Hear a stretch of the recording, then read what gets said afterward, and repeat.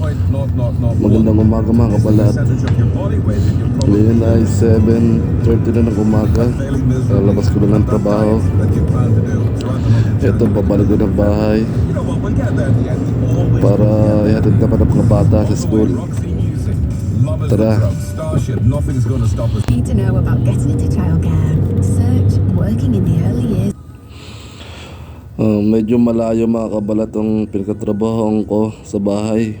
About 45 minutes away sa bahay.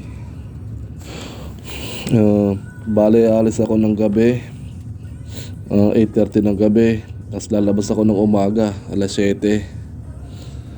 Tapos alas 7, bibiyahe ako ng 45 minutes mula sa Sudbury pabalik ng Colchester. Ito, papasok na tayo ng bayan ng Colchester. Kasi nga, city dito, expect mo na traffic din. Meron traffic dito. Lalo na mga rush hour. Sa umaga, pasukan. At sa hapon, alas 4 hanggang alas 5 ng hapon. Expect mo traffic dito sa bayan. Kaya mas maganda makauwi ka na maaga para di ka malit sa paghatid ng mga bata.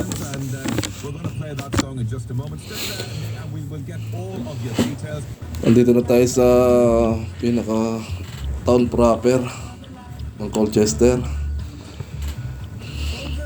Ito, ganito yung pinaka bayan dito. Kung mapapansin nyo, mga luma, para tayo na sa Taal.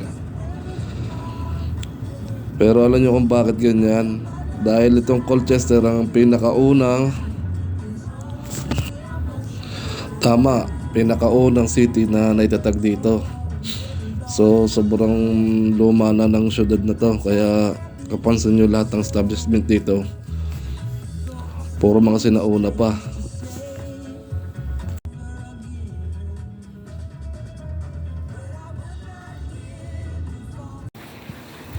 Magandang umaga mga kabalat. Ngayon ay punta tayo sa town. Didit kami ni Mrs. Dala mga bata na sa school na, wala siyang pasok. Ako ay mamaya pang gabi. So kahit man lang once a week makalabas kami mag-asawa. Tara.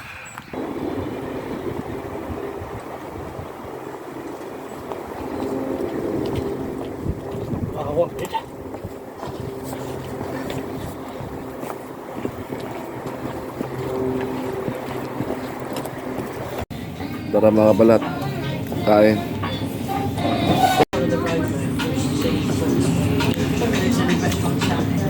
Happy wife.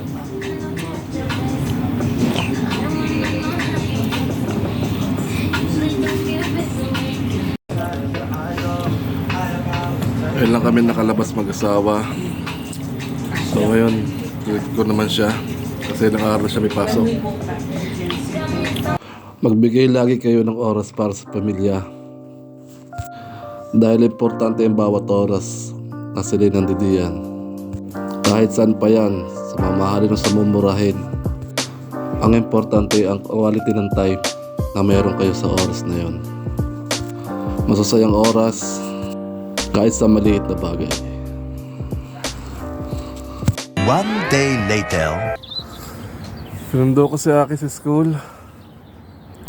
At nag-bike lang kami. Ano? Nag-bike lang kami ni Aki.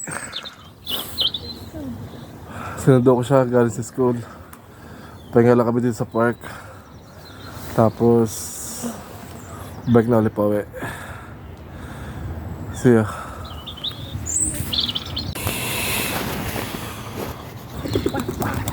Tukain ka niyan. Itong routine namin after school, dadaan kami sa park, papakain ng mga ibon at bibi.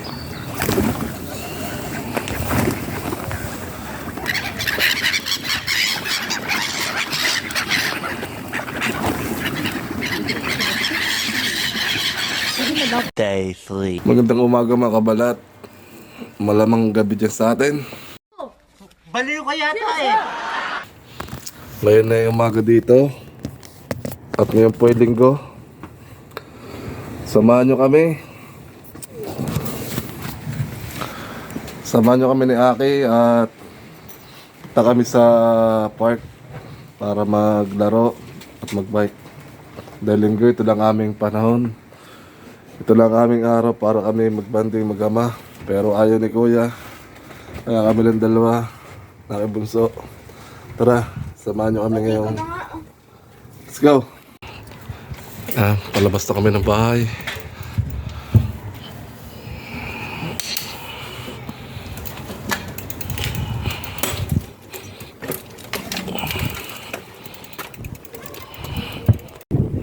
Let's go!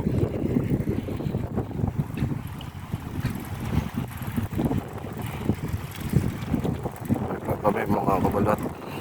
Malapit na yung park dito sa amin. Dalawang kanto lang.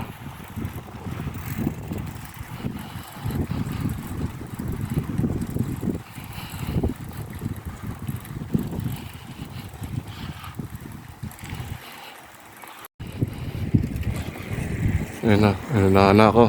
Excited ang bata. Pero hindi malapit ang simbahan dito sa amin. Pero simbahan ng mga pati yan.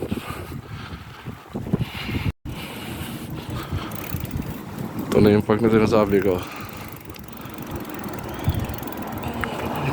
Laki niya.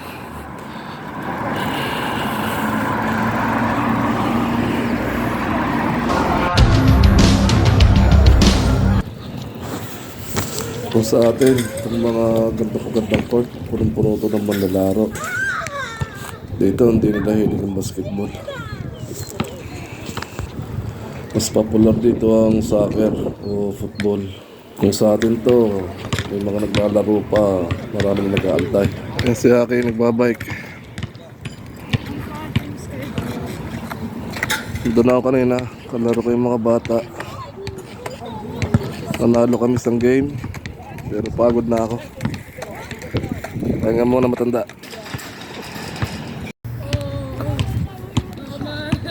Pahinga lang saglit. Laro na ulit.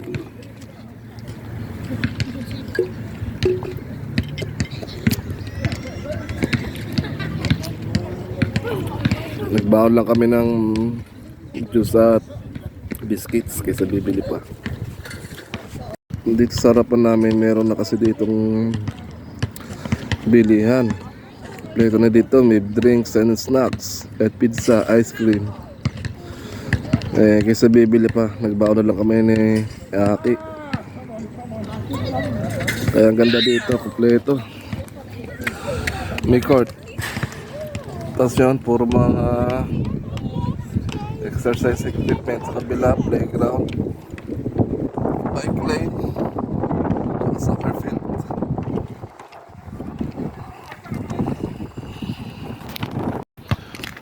Uwi na tayo mga kabalat.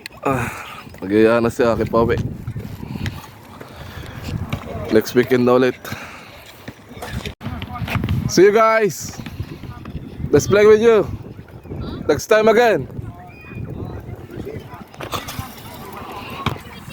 Ayan ang playground.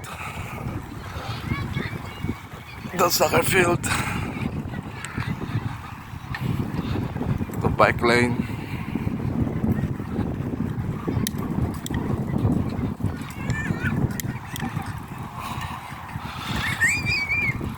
Mas maganda dito pag sa amin. Napakaswerte ng mga mamamayan dito sa kanilang gobyerno. Dahil kahit malaking tax dito, makita mo naman yung sa paligid mo, sa nangyayari sa araw-araw. Lahat ng mga binibigay mo, mga tinatanggal sa yung tax, mga kinakaltas sa'yo, nakikita mo naman. Kaya mapapansin mo lahat dito maganda.